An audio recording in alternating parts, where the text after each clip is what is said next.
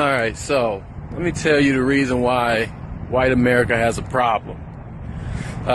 Reason why white America has a problem. And before I get into it, let me just say this. I don't have a problem with white folks.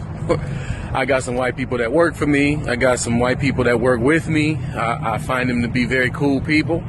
It's not about that. It's not about white and black. This is simply about history. Here's the thing, okay? The reason why white America has a problem is because of this. You got so-called African American people who are starting to wake up and realize who they are. They're researching their real history. They're finding out about who we were before we came to America. They're finding out who our real ancestors are and what we really did and who we really are attached to. Okay? I believe it was Willie Lynch who said that if at any point the mind of the slave comes across any real history of where they come from, the brain will immediately start to correct itself. And that's exactly what's happening. You got a bunch of people who have come into touch with, in some form or fashion, of their real history, and their brains are immediately correcting themselves. Now, this would be no different than if African people had enslaved Europeans, took them from Europe, put them in Africa, or took them over to America, started a country. Europeans will be doing the same thing that we're doing right now. Bottom line is that black people know that they're being oppressed, okay? They can feel it. The youth can feel it. And as long as we've been in this country, we've been over here just as long as the European has been over here. It's no way that we should be at the bottom of the ladder socially and economically still. It's impossible. It's improbable. It shouldn't be happening.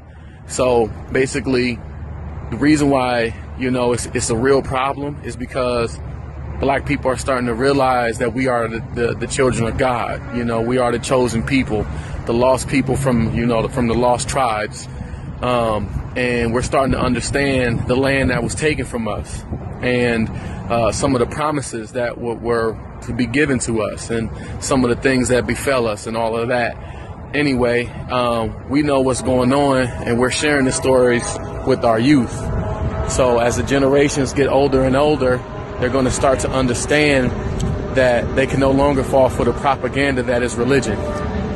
I know it's hard for people to really, wrap their brains around that, but when we came over here, sorry, but we weren't Christians, We were forced to suffer peacefully, and Christianity is just something that was indoctrinated into our way of thinking. And correct me if I'm wrong, but if you never correct something from the past, of course it's still going to be prevalent right now, which is the reason why the mindset is still the way that it is.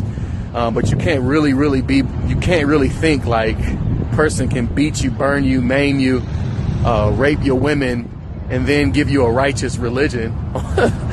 Don't be naive. I mean, come on. Anyway, that's what's going on. We've gotten in touch with our roots and who we really are, and it's time to lay claim to what's truly ours.